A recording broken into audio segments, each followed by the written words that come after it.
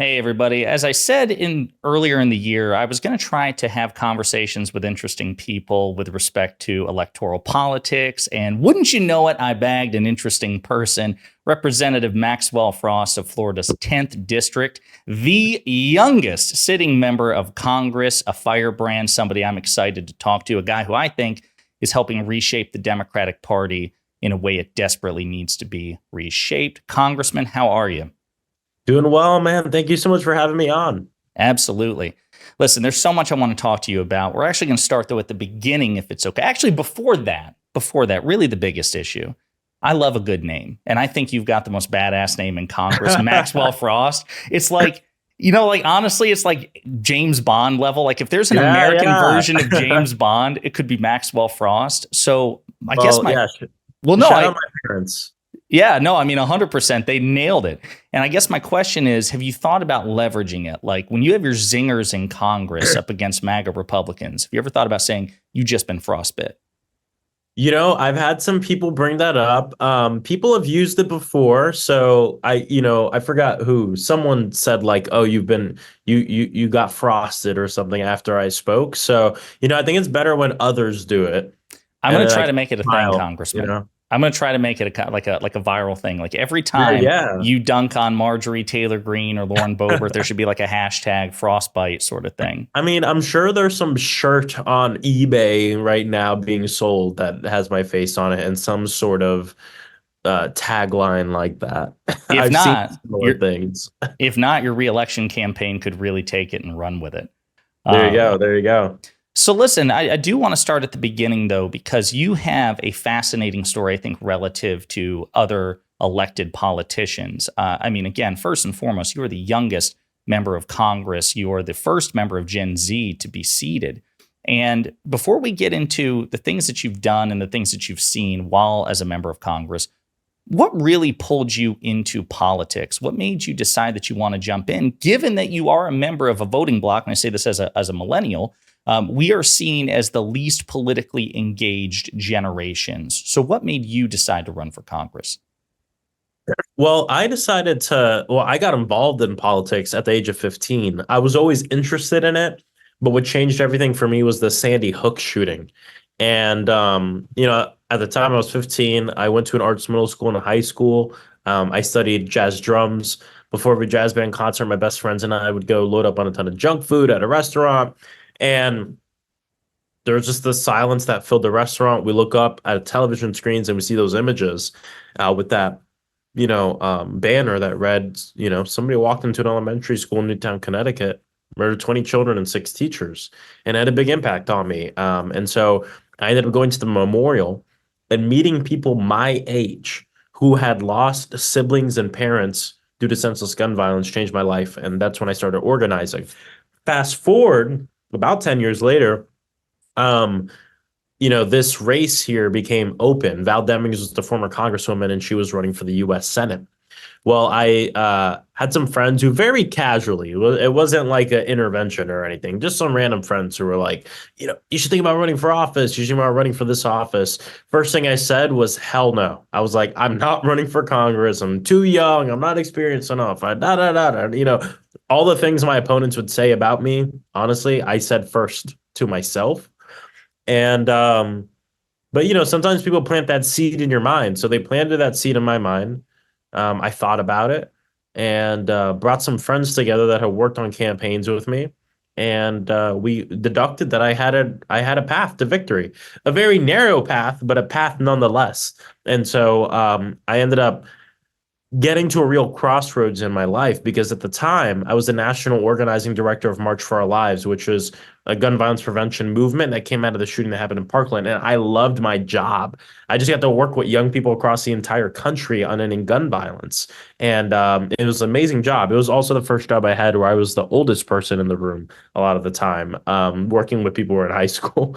And So you were the elder statesman as the I was the national. elder statesman. Oh, my other team lead colleagues were all older than me by a little bit. But my team, I was used to managing people who were a lot older than me because I got working in politics right out of high school.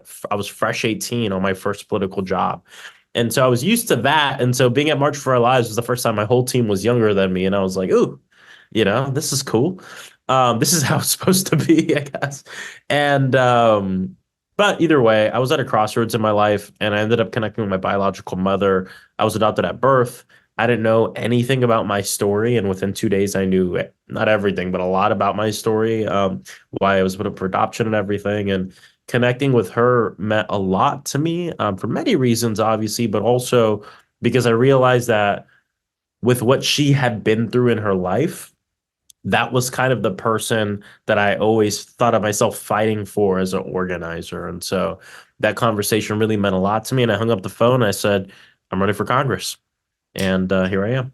Well, I'm definitely glad you made that decision, and I think America will be better for it, especially if and when Democrats retake the House majority. Again, we'll get to that. One question, though, the comparison between your role as National Organizing Director for March for Our Lives versus as a sitting member of Congress, how would you compare and contrast the two positions? Because I assume on the out, when you're the National Organizing Director, you're interfacing with politicians, but you're not in the belly of the beast. So how would you compare and contrast these roles? Well, I'd say taking a step back, just like comparing all my organizing roles in this, I was always involved in politics. When I worked at the ACLU is when I really started interacting with politicians a lot more, and people running for president. And honestly, I come from the gun violence world. I'm used to meeting a politician, having them cry in the meeting because I'm with some survivors of gun violence, and then the next day they go in and they vote against background checks or something.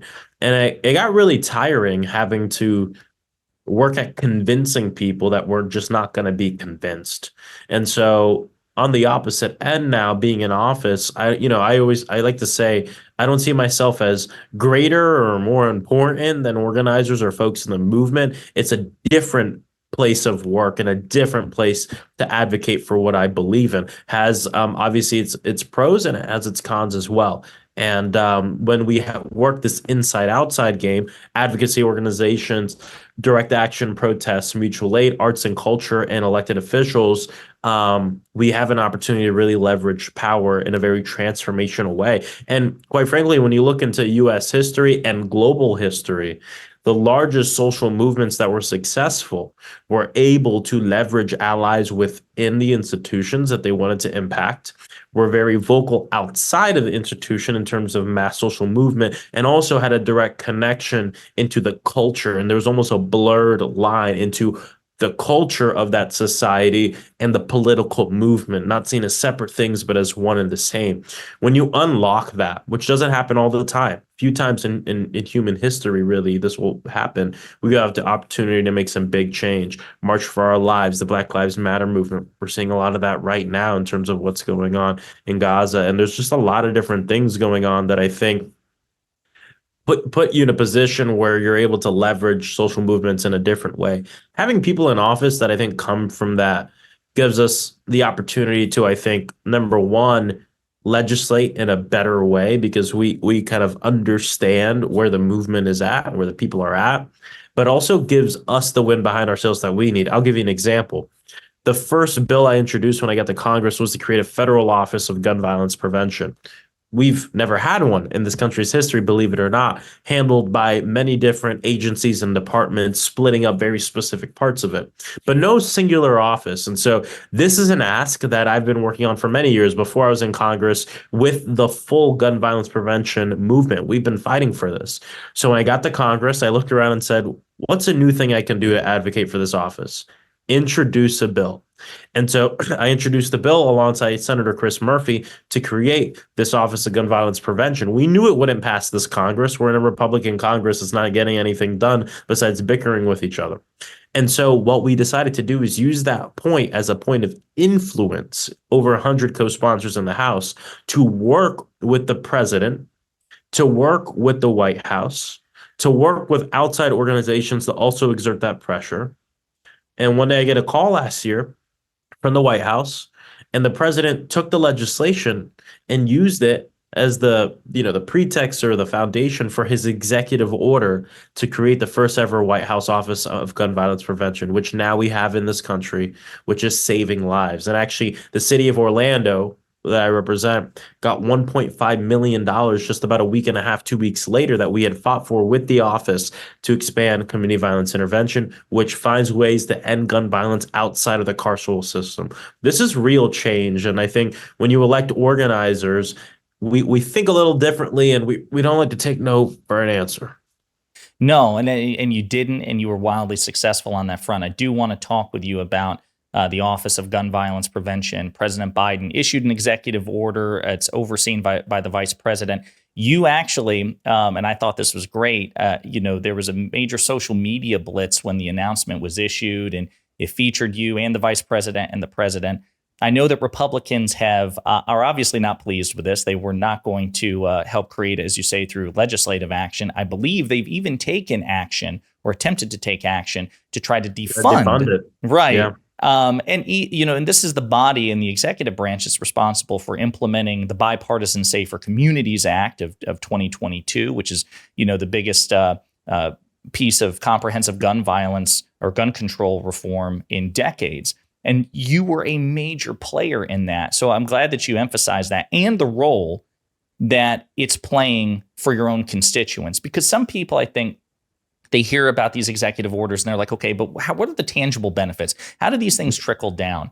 Yeah. So I think it's fair to say that even though we have a Republican majority trying to stymie you every chance they get, this was a major win for gun violence prevention, correct? Exactly. And I think it shows the real, I think, and this is something Senator Chris Murphy says, and I say it too, for the first time, the gun violence prevention movement is stronger than the gun lobby. Hands down. Look at the Bipartisan Safer Communities Act passed 2 years ago. First piece of gun violence legislation passed in 30 years. Is it enough? No, we need a lot more. But it's a good first step, and it shows that we have that power. Look at the Office of Gun Violence Prevention and all the work that the president has done utilizing his executive powers to help end gun violence. A lot of people don't know this, and I'm going to be hitting the campaign trail a lot in the next few months, and I'm going to be talking about this. The president utilized his executive order to almost pretty much effectively end the gun show and online sales loophole by changing the definition within the ATF of what a guns dealer is. This is what we need. We need people thinking creatively and listening to the movement. Truth be told, a lot of this work has already been done. Like, we know what the solutions are to end gun violence. We understand what they are. We just need them implemented. And so when you have someone in office that, goes to every town, goes to March for Lives, goes to Community Justice Action Fund, goes to all these important organizations, Giffords and Brady, I got to make sure I name as many as I can.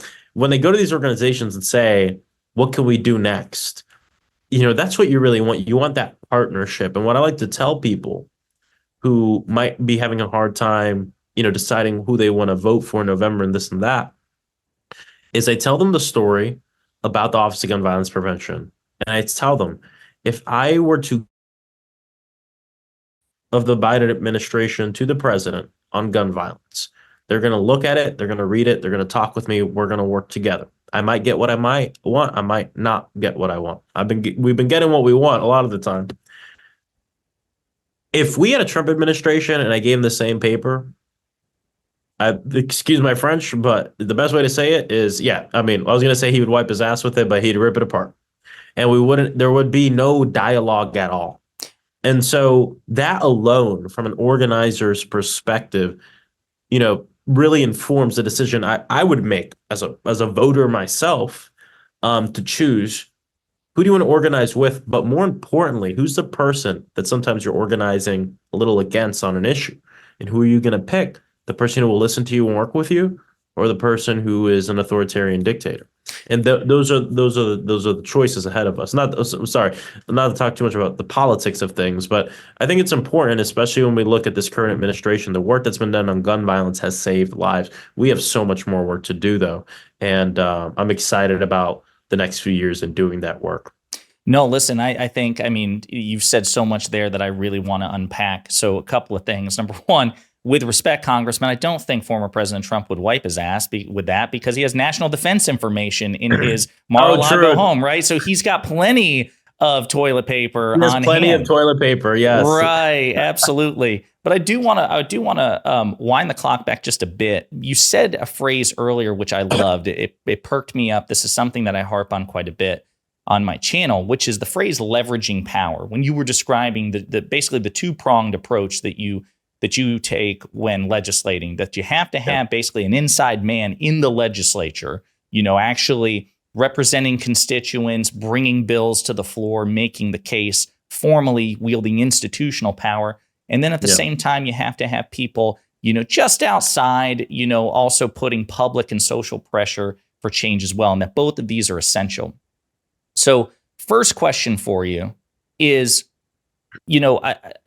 I see people, I think, sometimes get frustrated when activists become politicians, because you are, as a sitting member of Congress, you are constrained in some ways that you're not when you're an activist. And you have certain powers and tools at your disposal, but you have to share power. You share power, sir, with 535 other members of Congress, between 100 senators and 435 voting members of the House of Representatives. Is it hard sometimes to convey, like, listen, it's not that I've walked back my ambitious progressive agenda. It's just that the reality is I can't snap my fingers and make it happen here. Is that a tension that you feel like you ever have to address? Because I see it both from my viewers. I see it online. I hear complaints about it. What could you speak to that? Of course it is, but it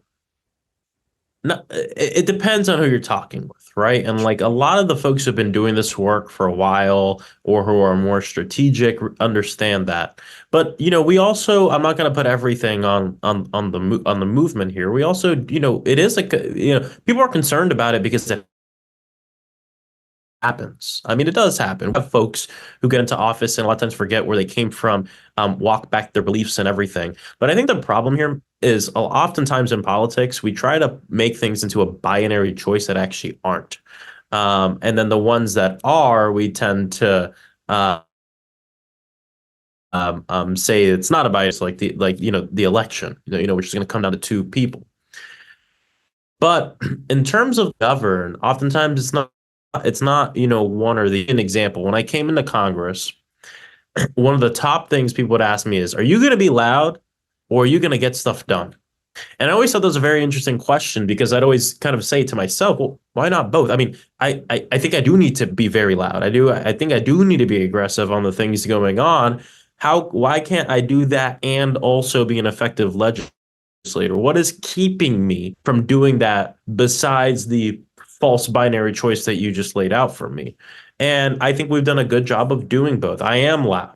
I am going to be loud. I am going to be aggressive on the things I believe in. I mean, we are battling in the state of Florida a far-right neo-fascist white supremacist movement that is looking to take power. And I'm not being hyperbolic. I mean, if we look at the definitions of these words, it's exactly what's going on. I'm going to be very loud about that on behalf of my constituents and the people of this great state. But I'm also going to leverage my awesome power, borrowed power, that my constituents have given me, at least for the next few months, and hopefully if I'm reelected, to actually pass legislation. And I'm going to think strategically about how that legislation gets us to the place we want to be. I think another false binary choice we always get, which this is to answer your question, is you have a side of folks who are, more the accelerationist point of view. If you're not fighting to get this tomorrow specifically, then you don't care about it.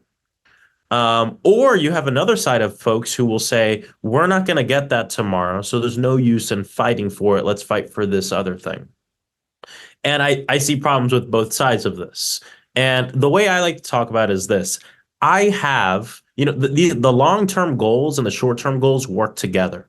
And if you're a strategic organizer, you understand and you get that. They're one in the same, not identical, but indivisible. And so, for instance, let's take Medicare for all, for instance. I believe in healthcare for all people as a human right by virtue of being alive. That's it. I don't care where you work. Honestly, I don't care if you work or if you're able to work.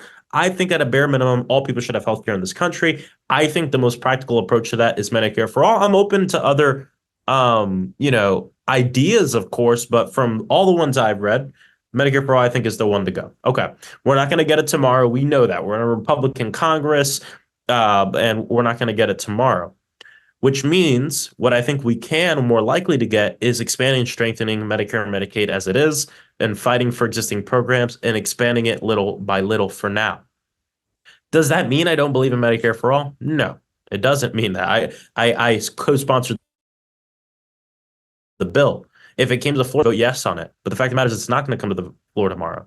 So what we do is we use the legislative process to, yes, still add fans to that flame fighting for Medicare for all, but we work on this other legislation to help people now as well.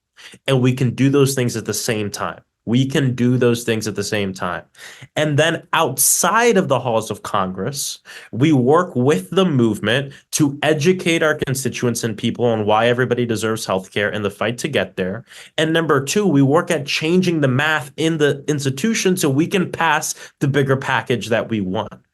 And we can do all this at the same time. We can do it at the same time. We have the know-how, we have the capacity, and we have the people to do this. And we don't have to choose between these two things, because I'll tell you this, in a decade or 15 years or 20 years or whenever it is, that we're going to wake up one morning and we're going to say, wow, today Medicare for all is going to be on the House floor. And I think we have the numbers. And we're going to pass it. And to a lot of the world, it's going to look like it happened overnight.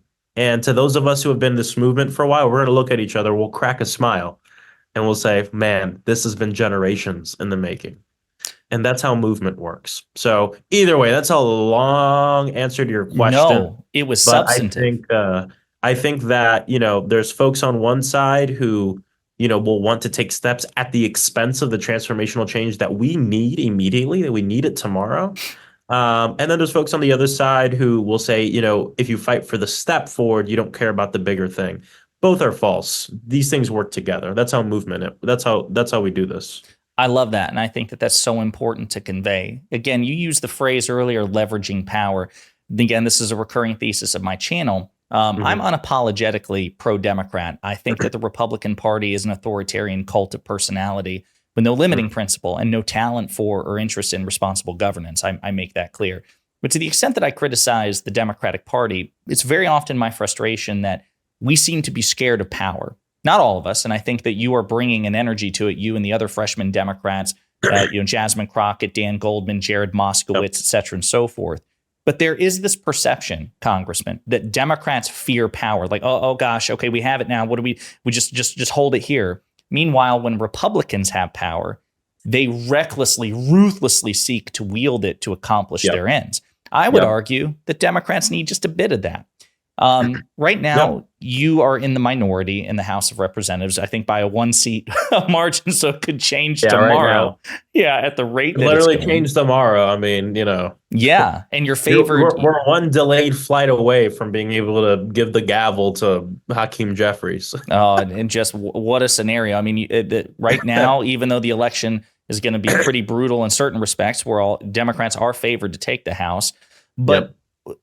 So I understand people's frustrations when they say, okay, when Democrats have power, they don't leverage it. Right now, that's more of a criticism, I think, for the Senate, where Democrats are in the majority. We see it with the Supreme Court, where Senate Democrats seem frightened at the notion of challenging the Supreme Court. It's an election year. I think it would be important.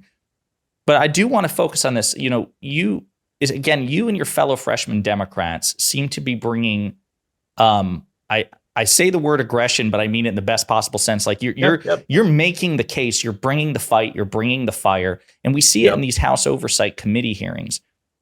Do you think it's important to change the way Democrats approach power? Is it a concerted effort? Because I'll tell you, from the outside, it looks like you all coordinate this like impeccably. Like you were like, you know what, we're going to have the freshman Democrats Avengers here, and we're going to make a full court press.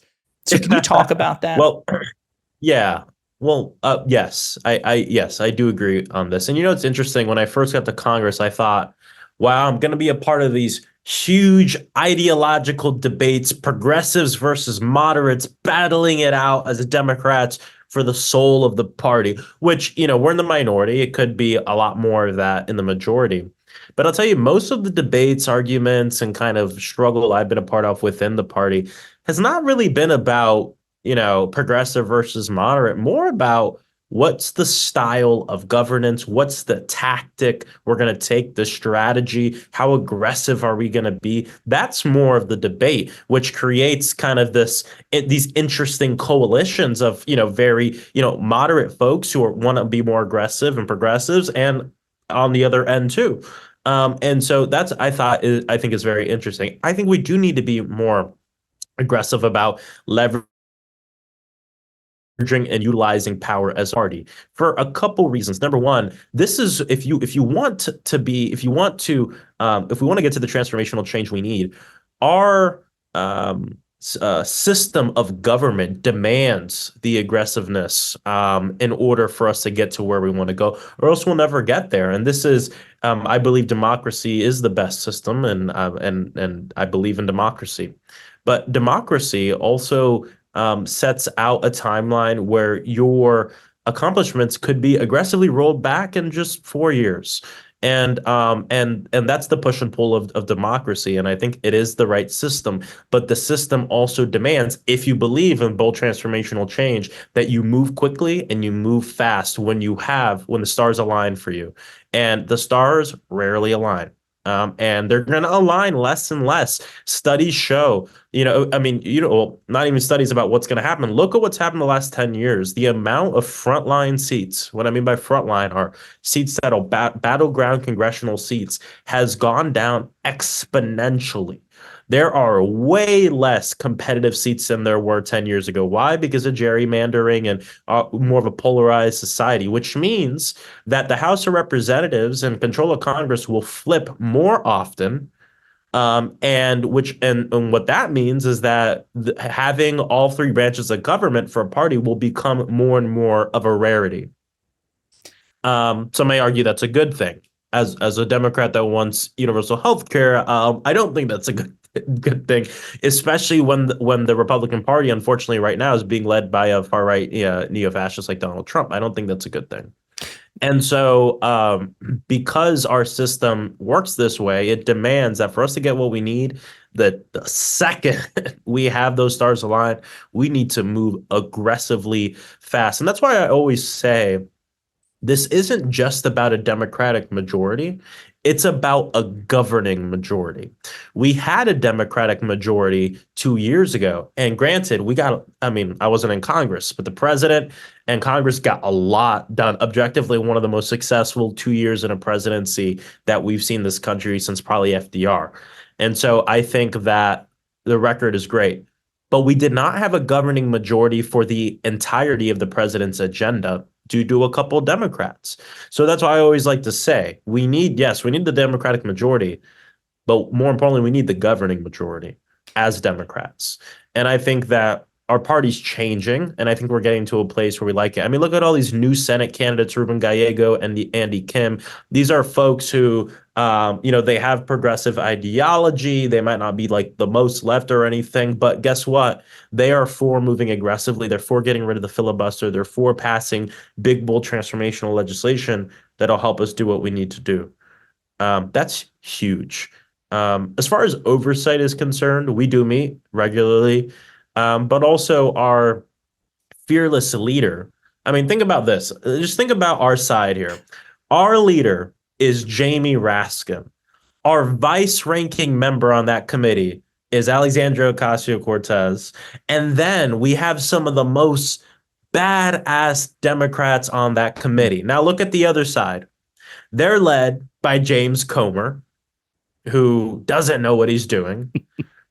They're directed pretty much by Marjorie Taylor Greene, Lauren Boebert, and it's just wild. So, I spoke with some of the Republicans in that committee. Apparently, they never meet or coordinate anything. We meet, we coordinate. It's part of the reason why we shut down the sham impeachment of the president very quickly. Listen, it And shows so I love. it shows that they don't meet and they don't coordinate. I mean, so listen again. You said so much there that I really want to unpack. Um, so for me, I think it was important that you highlight the institutional challenges that a democratic progressive governing coalition face. This is something again I harp on quite a bit on my channel, which is that Republicans have so many institutional advantages in this country. It is maddening. Political, systemic, media institutions. It's so frustrating, which is why I get angry sometimes when, as you say, the rare opportunities when the stars align and it seems like Democrats, not all Democrats, obviously, but some key Democrats are so hesitant to wield the power they have for the brief window they have it. It's something that needs to be that needs to fade away in this party. I genuinely believe. I'm not saying be reckless with power, but be bold, be decisive. And I love that you're bringing that energy because the Senate has an institutional advantage for Republicans. Republicans basically control half the Senate, but they represent 40 million fewer people. The Electoral College, which elects the most powerful and important individual office in this country, the president, has a red rural conservative advantage. They have a 6-3 conservative supermajority on the Supreme Court. You just mentioned gerrymandering in the House. People used to say, well, the House is where Democrats are favored because that's where the majority's will can be reflected. But Republicans, I live in North Carolina. You're having to say goodbye to your colleague Jeff Jackson in large part because of in totality because of gerrymandering on Republicans. So by the way, y'all have a great party chair there, Anderson Clayton. I'm a huge fan. She's amazing. I interviewed her a couple of weeks ago. Again, you want to talk about somebody who just really believes like we're done doing it the old-fashioned way, just hoping Republicans will play the game in good faith. We're going to take bold, decisive action. We're going to take power. And we're going to leverage power. So you're speaking like everything you say that I love it. You mentioned Congressman Raskin, who is one of my favorite congressmen as well. I got to say, Representative, I think you all have had also a positive impact on him too, because somebody who's followed his career for a while, he's always been a masterful rhetorician, a great debater. But I see him in those oversight committee hearings almost feed off your energy too. It's like Jamie Raskin is bringing the heat in a way I've never seen him do before. So, you mentioned the oversight, obviously their primary agenda, the only thing they've tried to do is try to impeach President Biden. It's the one use of their political capital. It's gotten nowhere. When you are in these meetings, is there any sense, because we don't know what goes on behind the scenes, and obviously you don't have to name names because you don't want to break confidence, but is there a recognition on their part that there's just no substance to this? Or do you have true believers? Well, there's always true believers, 100%. I mean, we know who they are, the Marjorie Taylor Greens of the world. But yeah, I mean, there are many, many Republicans who have no faith in Chair Comer and his ability to lead the committee. I mean, what I like to tell people is this. I'm not even talking about the fact that I disagree with him. I'm not even talking about the fact that I think they're abusing government resources for political purposes and trying to conjure up some impeachment to try to equate the presidents and their track records and everything, which is exactly what they're doing. Let me just put that aside and act like I don't care. They're not even effectively doing the BS. You know what I mean? He's not even good doing that. And they're completely falling flat every time. And then he's blatantly raising money off of it too. So, I mean, a lot of Republicans are really upset with the way he's run that committee. And I think it's because he's not a good leader and he's not a good chair. And we see that, of course, in Jamie Raskin and the vice ranking member AOC and everyone else on that committee that we have. I mean, we have heavy hitters. And to what you said, I'd like to think the freshman class has also helped add an energy to it too. I've actually, we're very close as a class. I've had a lot of senior members of the caucus come up to me and say, wow, we haven't seen a freshman class like that in a while. Y'all are close. You each have like your lane and what you do.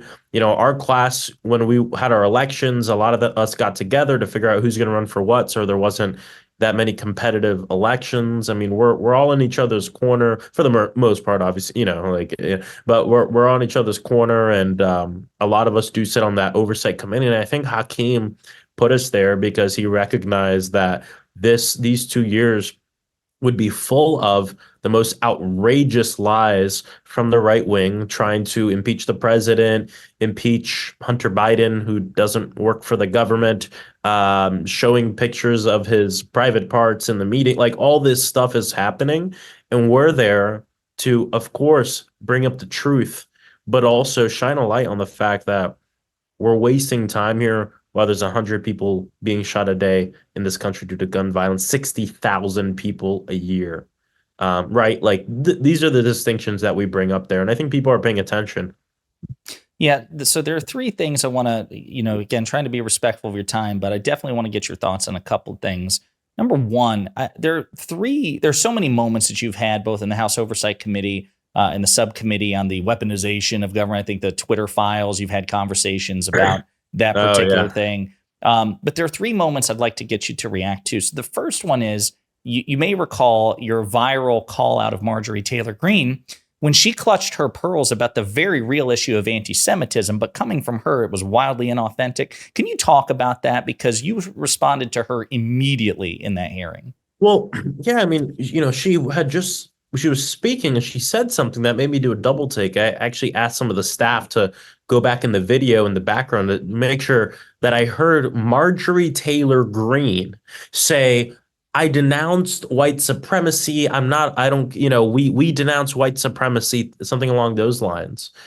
And I remember, because it happened in my district, one Marjorie Taylor Greene coming and keynoting a white supremacist conference led by known anti-Semite, bigot, and pedophile Nick Fuentes here in Orlando, Florida, like a year and a half or 2 years ago. So the timing worked out because I spoke right after she spoke, and I reminded her that you are a white supremacist. I mean, she is a white supremacist because she headlined the white supremacist convention. And by the way, when she was asked about it by the press, she didn't say, well, I disagree with them on white supremacy, but I was there to get Republican votes. I wouldn't really give her much credit for that. Maybe I'd give her 5 percentage points more than I would before. But no, she doubled down on it. Sees no fault in headlining the white supremacist convention led by known anti-Semite and bigot and pedophile Nick Fuentes, and she's a member of the Congress. So Marjorie Taylor Greene is an elected white supremacist. And we have to recognize that. Again, it's not hyperbole. We have to recognize that because unfortunately, due to the fact that then Kevin McCarthy and now Speaker Johnson are the two weakest speakers in the history of our country, the far right, which in part is led by Marjorie Taylor Greene, is calling a lot of the shots in the House of Representatives right now. They hold the leash. Yeah. They hold the leash around these two gentlemen. And so it is imperative that we take back the House. I'm confident we will, because again, even if you disagree with Democrats on issues, I'm not even talking about issues. Like, I'm not even talking about ideological debates here. I'm talking about democracy, and I'm talking about the ability to govern. And that's it. Yeah. And and then we can debate the issues. Very true. And again, I just love the fact that even though I know you take anti-Semitism very seriously, you refuse to concede this idea that she has any credibility on this issue. I love this. I feel like other Democrats would have fallen into a wildly different trap, even though because the criticism would have been coming from an inauthentic source, you refuse to do that. And I really respect it. No, I'm not going to go down that route with someone who is, an extremely anti-Semitic person who brings up tropes about Jewish people all the time, and then associates herself with literal Nazis, like neo-Nazis. We're just not going to have that, because what it does is it denigrates this important issue in the halls of Congress if we allow it to go unanswered. When anti-Semitism is a serious problem, we've seen rises in it across the country and in bigotry. And so when you leave that unanswered, what it does for folks at home who might not be Jewish or know Jewish folks, and in the abstract anti-Semitism or this and that is right, that people internalize this stuff, and it goes in the back of their head. And so it's important. We got to answer it straight up, because when disinformation, misinformation sits out there and it goes unanswered, it fills the void. There's a lot of voids to be filled in public conversation. That's why important we got to talk about it. Another standout moment, this one is much funnier for me, is the when you got read into the congressional record that Donald Trump is, quote, a pussy ass bitch, courtesy of Chrissy Teigen. Yeah. This, of course, is in reference to the Twitter files. Yep. You have Republicans saying that before President Biden was elected, he was somehow nefariously censoring Donald Trump, the then sitting president. But then we learned, shocker, that Donald Trump, as the sitting president, had some pretty censorious instincts. So I'd like you to just talk briefly about that moment, because I think it was not only hilarious, number one, number two, it exposed the hypocrisy of the Republicans on so-called censorship. So could you touch on that, Exactly. please? Well, because they were trying to make, no, there's a lot of problems here. Number one, they were trying to make this false equivalence between the two presidents. And what they were saying is Joe Biden utilized the federal government to take down negative speech about him on social media. And what they were referring to is they kept saying 2019, 2019. Who was president in 2019? Donald Trump, unfortunately. That, unfortunately, then former vice president, Joe Biden was just a candidate. They had reached out to social media to flag misinformation relating to him and his family, and that was it. He didn't use the federal government to force a company to take down negative speech. They reached out to a company to flag misinformation. That's fine. People do it all the time. When at the same time, and this is what I asked the Twitter executive, asked about the Chrissy Teigen tweet, because then current president at the time, Donald Trump, had the White House to Twitter to ask them to take it down. So what they were accusing Joe Biden of doing not only didn't happen, but Donald Trump did it himself. And then the jury on the thing is that, and in all honesty, I didn't know what the tweet read because we were talking about it in the abstract in the hearing. So like we were saying that, the Chrissy Teigen tweet, I didn't know what it was. And so that's why I asked for them to read it. I actually did not know what it was. And then when she said that, I don't know if you look at the video, you can see I'm holding back tears because I'm like, oh my God. And this was like my third hearing. So I actually kind of thought I might be in trouble. I was like, am I in trouble for having this read? I didn't know what it meant, but it obviously created a viral moment. And, Chrissy Teigen actually sent me a DM after that went viral, because she had taken a step back from politics and stuff just because of all the vitriol online. And she had said that moment had kind of given her some fire. And so it was pretty crazy for my second or third week in Congress, but kind of indicative of that committee as a whole. No, listen, I loved it. And yes, I agree. I think it was just completely emblematic of the Republican-led House Oversight Committee. One other moment I want to draw your attention to before I ask you the big question about 2024, which is this one. You were on the floor of the House. It was outside the committee. And I thought this was such a beautiful moment when you were talking about student debt forgiveness. And one of the complaints that we all hear all the time is it's unfair to those who had made or had borrowed an accrued student debt before and paid it off.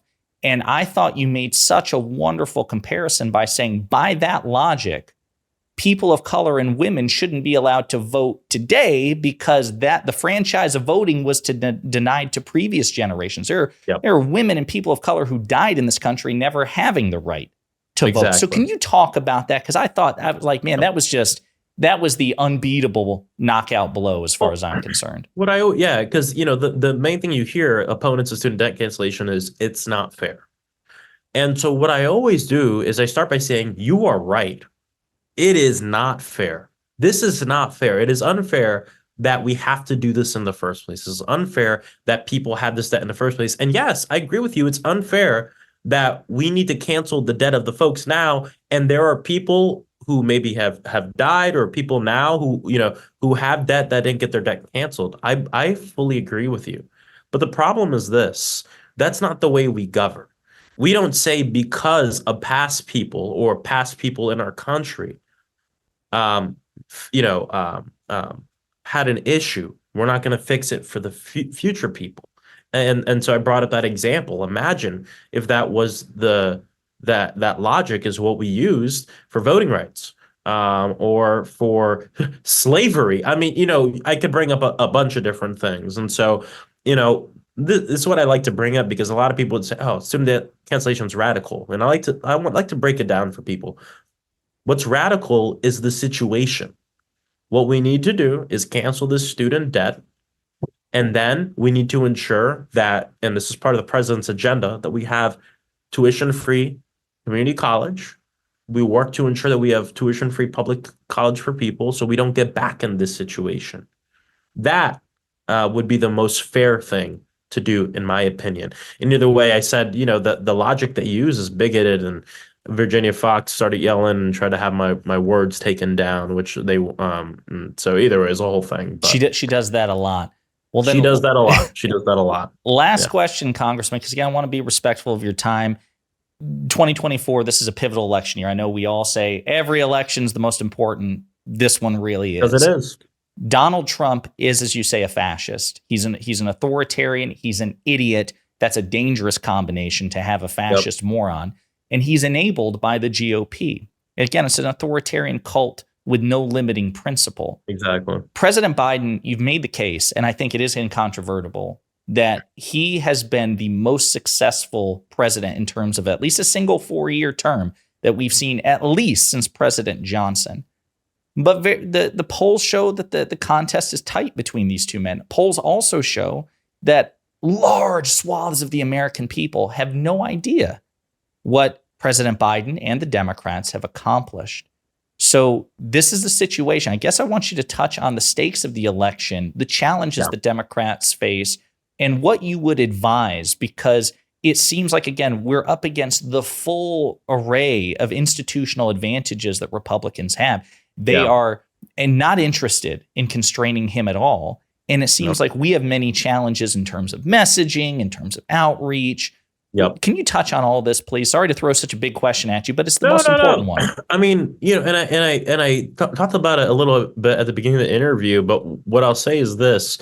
It's difficult. We have something I like to call the Florida problem. And what I mean by the Florida problem is in a legislative session, there is so much egregious stuff that is done that it makes it difficult to message because there's so much of it. And I speak a lot, and so that's what I call the Florida problem. And so I speak to a lot of these organizations that are like, we want to message on all this, but there's so much to pick when we feel like we got to pick one or two or people are not going to pay attention. And so it's interesting because President Biden has a similar problem, but on the other end. I mean, there's just so much good stuff that happened and so many big pieces of legislation that happen. It's kind of difficult to message it to your average voter and average person. I mean, and a lot of politics has to do with the way people feel. And this is something that I would say is a little criticism I have of the Democratic Party. And I think we're getting in a better direction. But we tend to dismiss the politics of vibes and tend to laugh it off. But I want to tell people it is some of the most powerful stuff, because the politics of vibes is the politics of emotion and the way people feel and the way something you say translates into what someone thinks you're going to do for them. It's part of the reason why the Republican Party has been so successful in the state of Florida, when in terms of ballot initiatives and policy, we're a progressive state. We want progressive ideology. But in terms of vibes, the electorate is looking for something that people who disagree with them and don't have their best interests at heart are able to provide that. May I say something here just to kind of tell me what you think about this? Yeah. Is my assessment has been that the Democratic Party, I think collectively, has long labored under the delusion that facts speak for themselves. And so along the way, we didn't do nearly as, whereas Republicans, they'll brag about things that either A, they had nothing to do with, B, opposed along the way, or C, never happened to begin with. Yep. Do you think that's fair to say that the Democrats? It's 100% fair to say. I mean, so they're either the party of making stuff up, taking credit for stuff they didn't do, like you just said, or the party of no. And if you look at their agenda and a lot of their platform, that's what it is. It's either saying no to something, taking advantage of something they had nothing to do with, or lying about history. And I think that it's difficult. It's been traditionally difficult for our party to come up with a good way to communicate the good work we've done and how it helps people specifically. I mean, if someone is struggling, even though the economy, we have bounced back, it is doing well, unemployment's at an all-time low, Black unemployment at an all-time low. I mean, we're getting to a really good place. But when you're talking with someone who's struggling and you say, the Inflation Reduction Act, you know what I mean? I mean, it's not going to hit home for people. And that's why the politics of being able to tell stories, listen to someone's story, understand what they're saying, connect the big legislation to something that can help them, but also say, we also understand we got a lot more to do. We have not done everything we want to do. I get that. There's so much we wanted to do that we weren't able to do, but here's what we've done, and here's what we're gonna do. And that second part, I think a lot of times is missing from the pitch that I've heard from a lot of Democrats in terms of this next election. We have so much to talk about in terms of wins, and talk about it. Don't just focus on it, though, because the last thing people want to hear, voters, and I know this from being on the doors, is politicians patting themselves on the back. And when a member of Congress or even the president and folks just focus on the things we did, it seems like this, instead of setting that direction for why do you want another 4 years? Why do you want 2 years of a Democratic majority? Why? Because we want to do X, X, and X. You give us it, and that's what we'll do. And I think we're going in a good direction, though, on focusing on the future of how we're going to help people. So it's like a two-part process then. Here, if you gave me your vote last time, here's what I did with your vote. This is what I've done. But I'm campaigning for your vote now, and this is what we'll do if you vote for me again. This is what we'll do. So two parts. We can't just focus, because we have a tendency to just focus on the things we've done. Why? Because there's a lot of big stuff there. And I know it can be frustrating. I hear it from my colleagues all the time. It's frustrating. Why are people recognizing it? But this is the curse of leadership and politics. History will recognize that in the way you want it to be recognized. But the present, we're quick to move on as a society and as a people and as humanity. We got to recognize that as organizers. People have moved on already. We can talk about it, and we should, but we got to talk about the future. And don't worry, history will look back and say, President Joe Biden, those first 4 years, wow, and the second 4 years, wow. And that's my hope as well. Because again, there's a lot to be fearful of a Trump second term of a Republican Party. Oh yeah, and there's a lot to look forward to if we can get a Democrat trifecta. Exactly. So I love that. Congressman, I appreciate your time, this conversation. Where can people find you if people want to support you, if people want to reach out and learn more? What's the best way to get in touch with you? Yeah, of course. Well, people can check out, I am in my official office, so I will say frost.house.gov is a place where people can check out the bills we've introduced and the work we're doing. And if people want to check out our campaign site, if you Google Maxwell Frost, you can see our information probably right there. Perfect. Congressman, thank you for your time. I'm looking forward hopefully to a future conversation with you as the election gets closer. Of course. Thank you so much. Have a good day.